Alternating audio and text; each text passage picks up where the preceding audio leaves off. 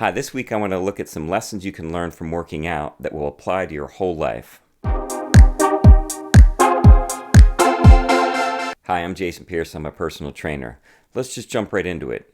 The first lesson, just do it. Nike had it right back in the day. Sometimes you just have to start to finish. And this applies to everything. So let's say you've got to do 100 burpees.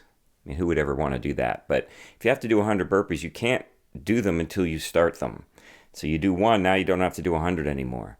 This applies to work. If you've got a job that's just a slog, some task that it's not hard, it's just a lot. And you just have to start in order to make it easier eventually. And once you get going, all of a sudden you have less to do. You just got to do it. Okay, the next lesson. Just because it's easy for you doesn't make it less impressive. What do I mean by that? For example, for me, I can do sit-ups all day. Just because it's easy for me doesn't mean that that isn't an impressive feat to be able to just crank out 150 sit-ups at a time. Not too many people can do that. At your job, something that you've done over and over again has become routine for you. There's probably not too many other people that can do it. And just because for you it's just boring and easy doesn't mean it isn't something that you should be proud of. Just being at the gym, there's not a lot of people that are at the gym working out at all. The percentage of people that work out is tiny, and the percentage of people that work out that can do what you can do is smaller. So it's okay to feel proud of yourself for things that you think are routine. Now, on the flip side of that is that there's always someone bigger, faster, stronger, better than you. Unless you're the world's strongest man or just won an Olympic medal at something, there's always someone bigger, better, stronger. And that's okay. Honestly, if there wasn't, then there would be no reason to push yourself. So in the gym, if I see someone doing 12 pull-ups and I can only do 10, I'm like, I can do 12 if I work at it. I think it's good to be humble and looking at the fact that there's someone better, but I also think it's great to use it as motivation to get better. The next lesson is getting out of your comfort zone is a good thing. You have to push yourself. You have to push your muscles to get them bigger. If you want to get faster, you can't just do the same amount of running or jumping or cleans or whatever it is. You have to do more to get better and faster. So getting out of your comfort zone gets you more gains down the road. If you just stick to what you feel comfortable with in your job, you're probably not going to get promoted. If you just stick to the things that you find easy in your daily life, you might end up stuck in a rut where you're not learning new things and meeting new people and having new adventures. The other great thing that does is it keeps the brain healthy.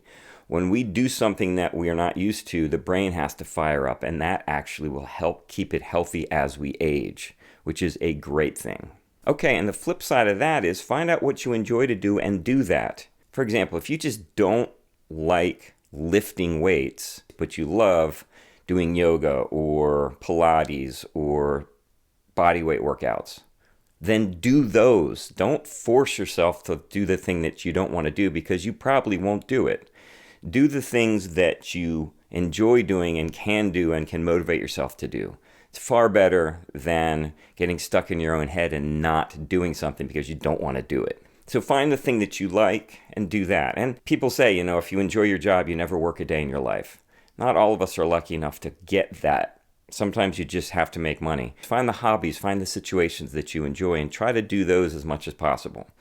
Because that helps with the mental state and just helps us to continue to be motivated to do better in life. Next, sometimes you need other people, and sometimes it's okay to be alone. Most of the time I work out by myself. At the same time though, I do yoga classes. So I enjoy being in a class and looking over at someone and, but they're doing that. I bet I could do that if I really apply myself. And that was the same when I was doing classes at the gym. I always went harder when there were other people around. It's okay to do things by yourself, but you can also learn from a team sometimes. And obviously that works at your job, your career, life. Sometimes you just want to go out there and do something, but it's easier with other people.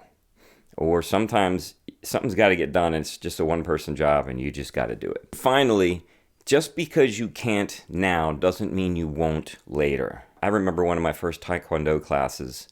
We were learning our basic white belt form, and I was struggling with I mean, there's nothing to it. You're just blocking and punching and going in a straight line. And I looked over and there was a green belt doing their form, and it looked so incredibly complicated. I was like, there's no way I'm ever going to be able to do that. I can barely even walk in a straight line, and they're doing this crazy thing where they're spinning and all this stuff. Well, a few months later, that was easy for me. And I look back at it going, that's not a really hard form at all. A daunting challenge, either at work or at home or at the gym, doesn't mean you're not ever going to be able to do that thing.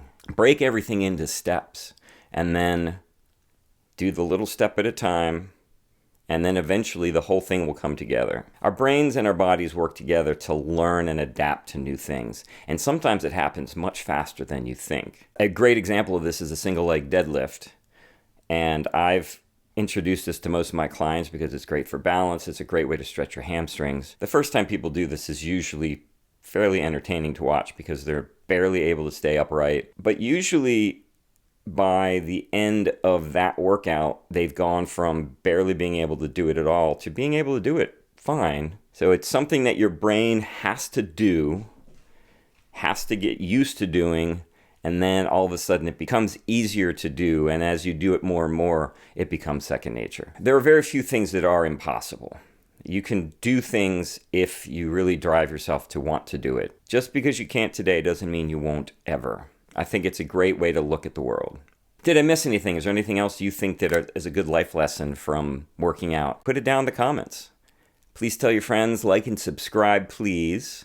And as usual, stay healthy.